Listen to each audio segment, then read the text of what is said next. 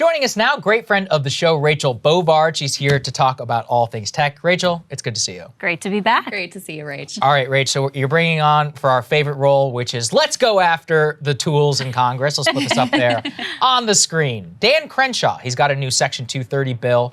This came a little bit to light within the Republicans when Marjorie Taylor Greene was banned from Twitter. Just give us some of the breakdown here about what Dan Crenshaw says he wants to do about big tech and why he's mostly full of it. Yeah, so this came in the wake of Marjorie Taylor Greene being banned from Twitter, but also in the wake of this weird feud that was going on between Marjorie Taylor Greene and Dan Crenshaw. And, you know, as a result of this feud and her banning, Dan Crenshaw says, well, Marjorie, look, I'm a serious member of Congress. Yes. I'm legislating on this issue, and here's my legislation that would prevent you from being banned from Twitter.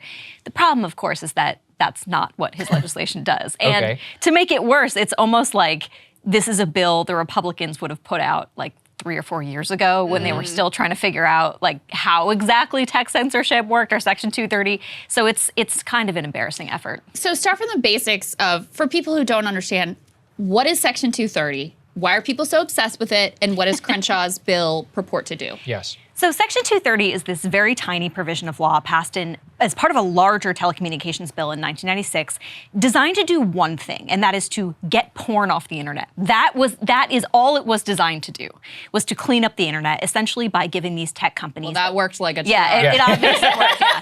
But it's designed to help solve the moderator's dilemma, right? Which is, how do you incentivize these companies to take down content no one actually wants to see? It's not just porn, it's like harassing, vulgar, lewd, lascivious, all defined in the law, you know, without making them liable for it. And so it gave them a big sort of bulletproof shield from third-party liability. So whatever users post, the companies can't be sued for it. Now, over the course of decades, what actually was a porous liability, it was meant to be fairly contained, has been contorted by the courts into this insane bulletproof liability that protects them from all kinds of things, including hosting sex traffickers online.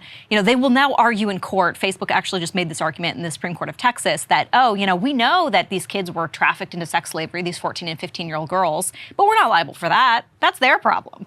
And so there's a lot of focus on this issue from the right and the left, but primarily from where the right sits. You know, their biggest concern with tech is censorship. They feel like their voices are being shut down. And so naturally, from where the right sits, they look at Section 230 and they say, oh, this is a benefit that's being given to these companies by the government. We should then be able to put criteria or layer criteria into this benefit. That's sort of a very conservative way of thinking about things. If I can frame this, the idea is, tell me if I'm right or wrong about this. The idea is, since you're receiving this benefit with the understanding that you're just a neutral platform, you're not performing the functions of a traditional publisher, picking and choosing what viewpoints are represented, those are the circumstances under which you've been granted this benefit, and you all aren't playing by those rules. Is that kind of the idea? Yeah, that's how the right tends to view it. Now, people will nitpick at you and say, well, the words neutral and platform are not in the law and all, and you'll get into these, like, it make you want to bang your head against the wall, kind of like tedious wordsmithing.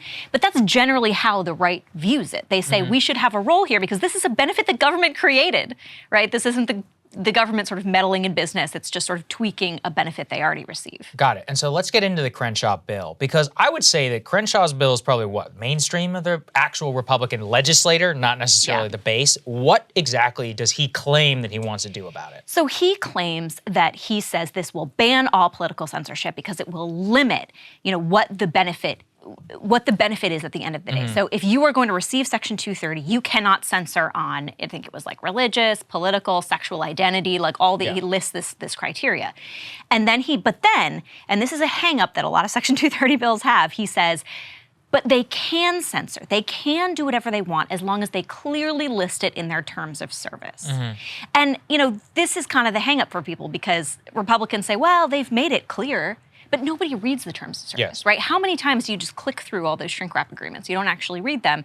And so at the end of the day, his bill doesn't actually prohibit this as long as the companies are just going to be straightforward about what they are going to do. And they're very shameless in how they ban people anyway, so you think they'll probably just be shameless in their terms. Oh, we see it all the time. Yeah, and there's like very limited enforcement mechanisms. He does, interestingly, rely on an enforcement mechanism at the FTC made popular on the right by Senator Josh Hawley. But a lot of conservatives are like, oh no, Josh Hawley, we can't do that. Dan Crenshaw does that. But then he also preempts any state efforts to actually legislate on this issue, which right now you're seeing various states iterate on this question from, most famously Texas and Florida are in the courts right now. Big tech hates that. Like Google hates that. And so Dan Crenshaw's like, yeah, we'll give tech a pass from state efforts. That's important. Yeah. Does this bill have legs? Is it popular within the Republican caucus? Is this something that they will likely move on if/when they take the majority? So this was one of the really interesting things about this bill, and what actually prompted me to write the piece itself was that Dan Crenshaw didn't write this bill. The bill he posted, both the file path and where it was hosted was on the Energy and Commerce website. So Energy and Commerce Committee Republicans drafted this bill as part of they say, larger package of reforms they intend to introduce should they take the majority to address Section 230, and that's housed within their jurisdiction. Now, that is okay, but I don't think this is a bill that they necessarily should be proud of, and I think it's kind of hilarious that Crenshaw's claiming credit for work he didn't do after claiming to be the responsible legislator. The responsible. Right. Grown up of course, he's always, that's what he likes to do. He always likes to talk down about populism as if he's some sort of genius. I think he recently said that anybody, opposed to forever war is not a serious person. That's pretty much a direct quote from him. The reason, though, that I did want to talk about this, too, is because if there is, the GOP says there's going to be a big governing agenda. And we were making fun of, before the segment, Kevin McCarthy put out a statement. He's like, if we retake power, we're going to do a Parents' Bill of Rights, energy independence, and create jobs. And as you so aptly put, you were like, hey, 2008 called and wants his talking points back. But I also remember George W. Bush talking this way. So you recently put this out there. Let's put this up there on the screen, which is that Americans are threatened by public health, corporate state tyranny, out-of-control tech companies, the rise of China, university and public schools teaching racism, deindustrialization, precarious middle-class economics. And the GOP is like, no, wait, seriously, energy independence. So is this bill kind of a preview of what is likely to come out of the Republican-controlled Congress? Do you have any hope? What are you seeing, given that a sweep is very likely next year? Yeah, it's depressing. I mean, we're white knuckle ride here at this point, hoping that they do something better than this. But yeah, it's this sort of regressing back to the mean. It's almost like Donald Trump never even happened. Yeah. I mean, right after Donald Trump, lost his reelect, you remember there were all these think pieces, right, on the Republican side that were like, oh, a pan-ethnic working class, a culture-focused GOP, working class economics, we can do this. And it's like, hello? Yeah. Did Kevin McCarthy read any of that? Yeah. Because again, what they the answer is no. We're just going to say working class more. Right. Yeah. Exactly. We'll just wave the flag around the Keystone Pipeline and say it's working class, because that is essentially what this is. And I come back to this idea of the Keystone Pipeline because it is this the shiniest, most blinding object in Republican politics. This idea that it doesn't have to just be energy independence, but you take one thing that really makes no bit of difference and you rally the troops around it to say you're doing something. Right. That is what his entire statement says to me. And, on the tech side, it's kind of the same thing. It's like you sort of wave a flag that you're doing something without actually doing something. And, the Crenshaw bill isn't, I hope, not representative of the entire sort of agenda. You're seeing bills from other members that I think are a little bit more promising. But that's all on the Section 230 side, which, if you've watched the tech debate, is such a small component it's very tiny. of what the big tech threat is. It seems to me, Trump has enabled this shift back to the mean, because the mean was there for a reason. It's because it's very comfortable for their donors and their social circle. The mean is a place where it's comfortable to live. And since he made his movement all about just personal loyalty to him and what you're willing to say about Stop the Steal, then they were free to do whatever they wanted that was sort of continues to be favorable to corporate interests without facing any sort of political consequences for that. As long as you say the right words about Trump, the man himself, then you're being true to Trumpism, and that's that. Yeah, it really has let them take a pass. And I think it's really disappointing because some of the things that Donald Trump did that people didn't even really talk about at the time we're a roadmap, I think, for where the Republican Party could go. I'm thinking specifically of how he engaged on Medicare Part D drug pricing, how he put in a small but present tax on some of those university endowments, how he really, tried to go after insurance companies in some certain ways. Like that's the work the Republican Party needs to be doing. Yeah, but then it says everything that small tax on university endowments comes in the context of a gigantic giveaway to corporate. Of course, right. Yeah, I mean, we're talking, says it all, we're talking right? baby steps. We're not talking like, Muhammad moving the mountain. Right, yeah, gotcha. But like, that was a big shift, for a Republican administration. And, if you want to create energy around those things and move the party forward on those things, you're just not seeing it. And I think it's a real disappointment. If Kevin McCarthy thinks that, that agenda is going to win him a sustainable majority. This is what always happens. It's like Republicans think they're winning because they're great and not realizing they're winning because Democrats are imploding. And they have to have something more than just like a 2008, or as someone pointed out to me, more of a 1986 style. I mean, it's been fairly consistent for all of our lifetimes. So you can really pick any year. It really is regressing to the mean. Yeah. My last question, Rachel, you would know a lot better than me. What is the thinking amongst the people who are around Trump whenever it comes to all of this? Trump himself, look, the energy is all on Stop the Steal. But as we've discovered in the White House, the people around him matter a lot more than the man himself.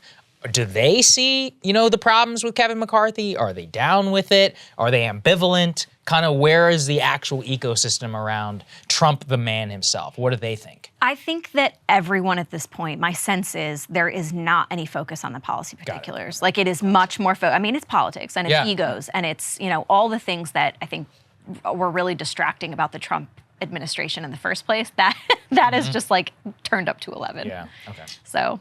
All right, well, hopeful note here we can end on. Thank you, Rachel. We always appreciate your insight, all that. We'll have links down there in the description, and you're, of course, welcome back here on the show anytime. Thanks, guys. Thank you guys so much for watching. We really appreciate it. Thank you all for your support. Of course, there's a premium link down there in the description, but we won't bore you, and we'll see you all next week. Or, sorry, on Thursday. See y'all on Thursday.